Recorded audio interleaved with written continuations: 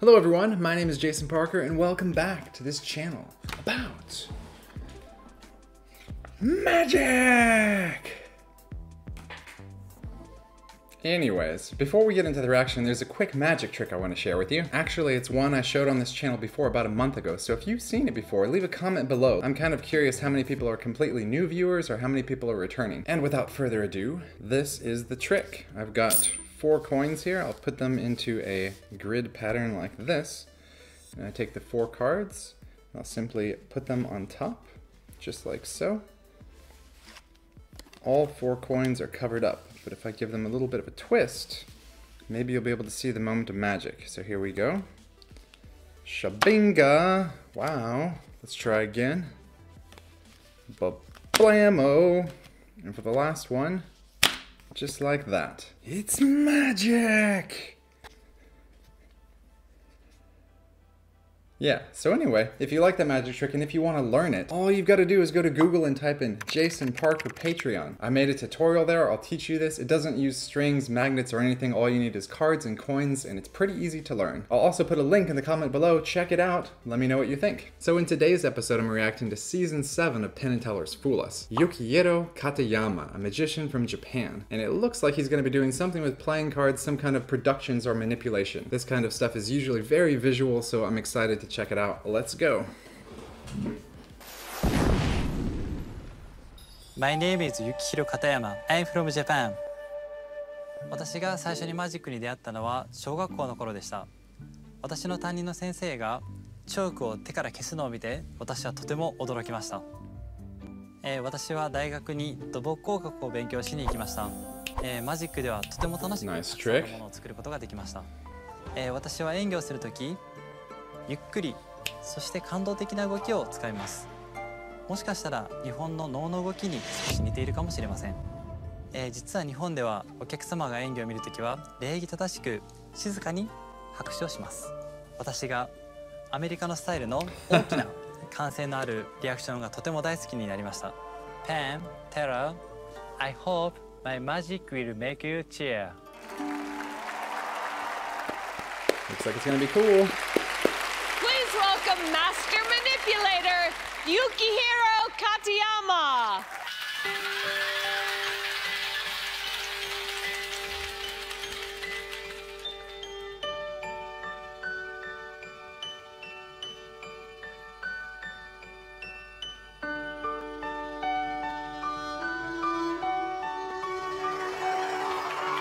Wow.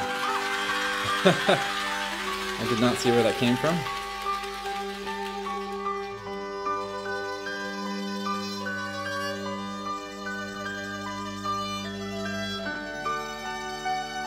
Very elegant.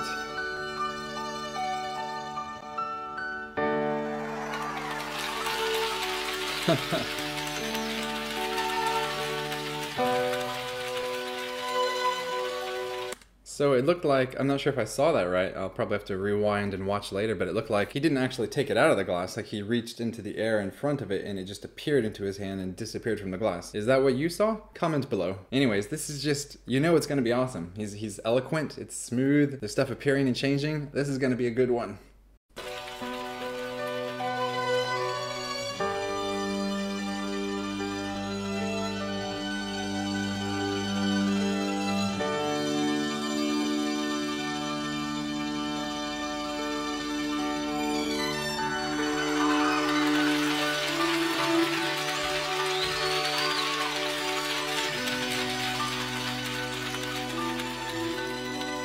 I guess he kind of produced it behind the glass.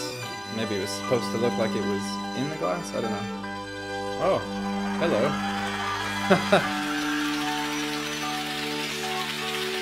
A lot of things going on here. I'm trying not to blink. Okay, we got the glass again.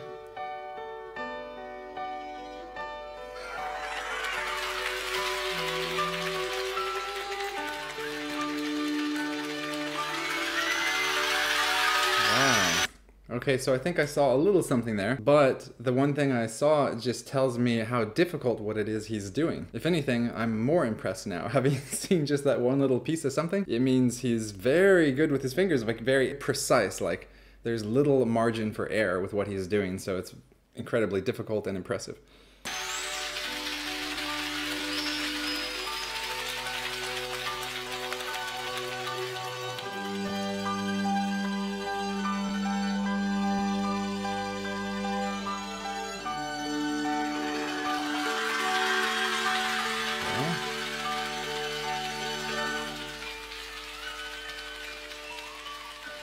Oh, that was nice. I didn't see where that came from. He's got another glass. What? Okay, I'm totally caught off guard. Like, when he produced the white cards and dropped them, I was like, alright. Then suddenly the red ones came out of nowhere, and then the yellow ones, he's like, bam, bam, bam. I was not ready for it. I didn't see him get them anywhere. Okay, less talking, more magic.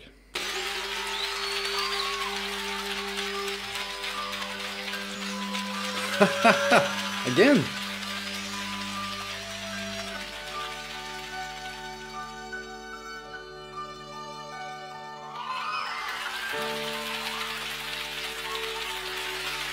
And now the glass is gone too.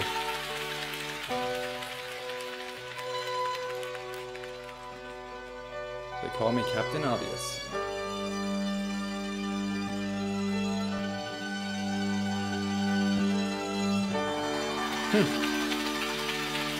That's a cool idea, like he's taking the red fire away from the card and transforms into real fire.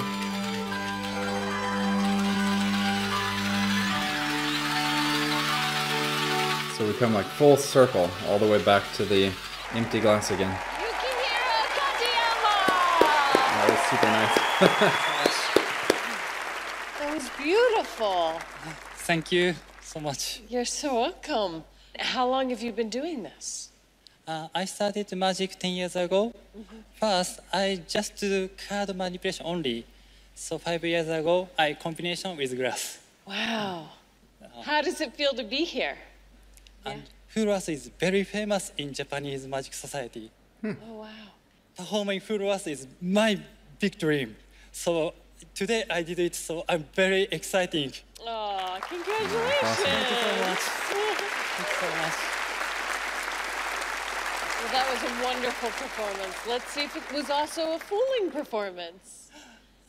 Okay, let me go ahead and give you my thoughts quickly before we hear from Penn and Teller. So yeah, that was super nice, obviously. We've seen things before, you know, where magicians are producing cards from their fingertips. But that was cool how he brought the wine glass in there, you know? It starts off empty, then something appears, and then it's changing. So it is cool to see some other object come in and be part of the whole interaction. Changes the dynamic a little bit, and it's his own unique spin. Generally speaking, I have a concept for how these card productions are done, but his execution was superb, you know, because he caught me off guard like 3 or 4 times where I just didn't even see him get ready and it looked like the cards were just appearing. I think I might have an idea for how the cards would change color inside the glass, but as far as how the card would appear in the glass to begin with, I'm not really sure. I mean, I have some vague idea, but the way I'm thinking about doing it would be really angle sensitive, and I think it would not work with a big audience like that. Yeah, he just seems like a really talented performer. It looks like he's put in a lot of practice to make this happen.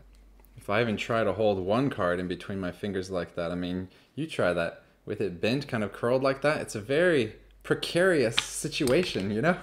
And from what I saw, he was doing some manipulation with his fingers full of those. So anyway, my hat's off to him. Awesome job. Let's just hear what Penn and Teller have got to say now. Penn Teller! Yukihiro, you were a little bit of a disadvantage because I had already seen you. I saw you at the SAM convention here in town. The Society of American Magicians.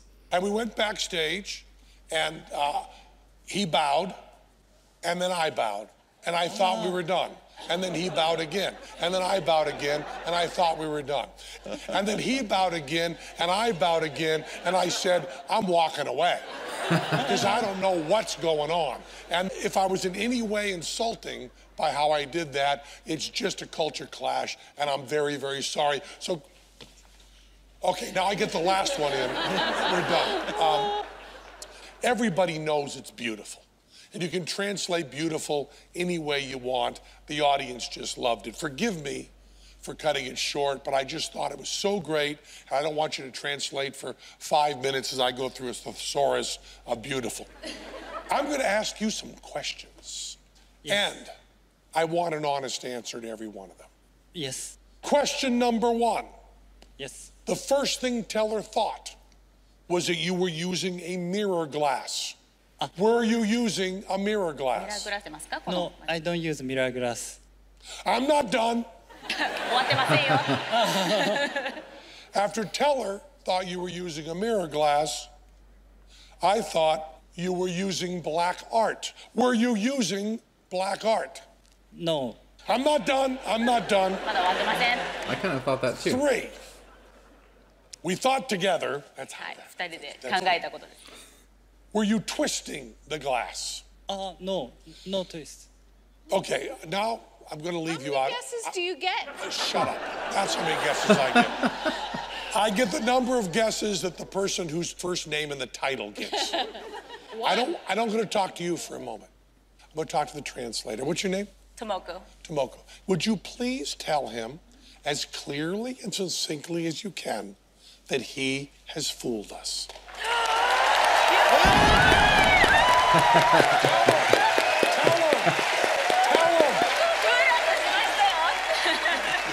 Oh, wow.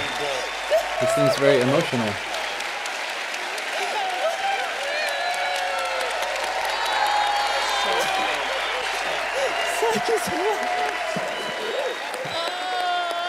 Yukihiro Katayama!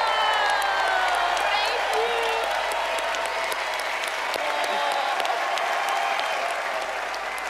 you! Okay, now let me give you my closing thoughts. I just realized at the end I said, he seems emotional. I said it kind of like a robot. He has emotions. I wonder what it would be like if I had emotions. Anyway, congratulations Yukihiro for winning on Penn and Teller's Fool Us. Super awesome! And yeah, clearly just a beautiful routine.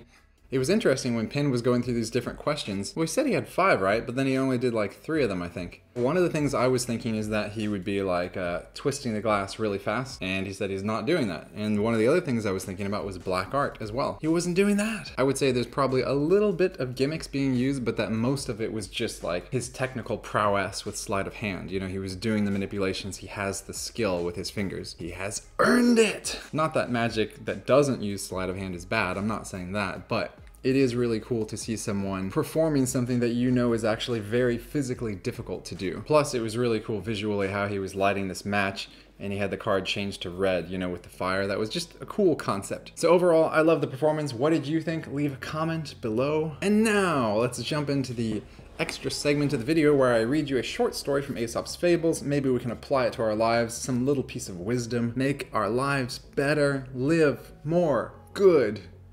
Oh, and by the way, if you liked that trick I showed you at the beginning, remember to check out my Patreon, right up there. You can just type it into Google. Okay, selecting a story randomly, we will go with, since I've already done these other 2, we're gonna go with Chapter 67, The Mouse, the Frog, and the Hawk. That's 3 animals.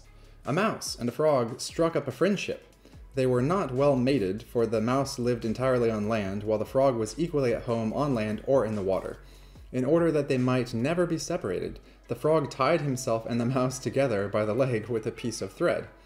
As long as they kept on dry land, all went fairly well. But coming to the edge of a pool, the frog jumped in, taking the mouse with him, and began swimming about and croaking with pleasure. The unhappy mouse, however, was soon drowned, and floated about on the surface in the wake of the frog. Wow, that's pretty grisly. There he was spied by a hawk, who pounced down on him and seized him in his talons. The frog was unable to loose the knot which bound him to the mouse, and thus was carried off along with him and eaten by the hawk. Okay, there's a lot going on in this story. The first thing is that, the frog is so oblivious to the mouse's plight. He doesn't realize he drowns his new friend. He's just completely unaware because he's swimming around so happy. Yet, when the hawk comes to take the mouse's carcass, now he's aware. Now he's focused in trying to remove the string. Seems like he's selectively aware. I wonder if this frog isn't some kind of psycho who enjoyed killing that mouse. Okay. Clearly that's not the moral of the story, obviously. Maybe it just comes back to they were not well mated, as it says in the beginning. They're just not meant to be friends. They tried to make something, tried to force it to work. That wasn't really a good concept from the beginning. And because they forced the matter, Well, A, the mouse ended up drowning, so that was bad for the mouse. The frog is still cool with it. He's just swimming around and dragging this dead body behind him on the surface of the water. But on the positive side, the hawk got a 2-for-1 double snack that day.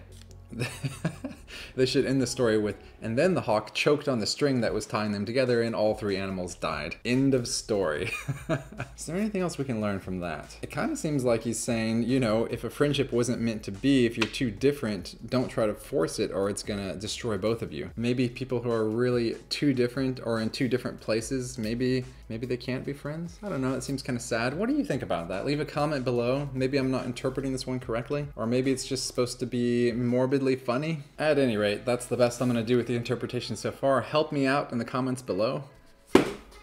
And thank you for being here. Thanks for watching the video. Make sure to check out that Sean Farquhar interview if you've missed it. It was really interesting. He had a lot of cool stories to share. Smash like if you're planning to watch the David Blaine Ascension YouTube special. I can't wait to see it. I can't wait to see him go floating up into the stratosphere. And I hope nothing bad happens to him. What else is going on? Any other current events? Oh, I'm looking at possibly moving to a new flat, so the background might change. I'm also talking with a lawyer about getting a new visa so I can continue to stay where I am. You know, the fun stuff in life. Anyways, I hope that you're having a splendid, wonderful, amazing week, and I'll see you next time.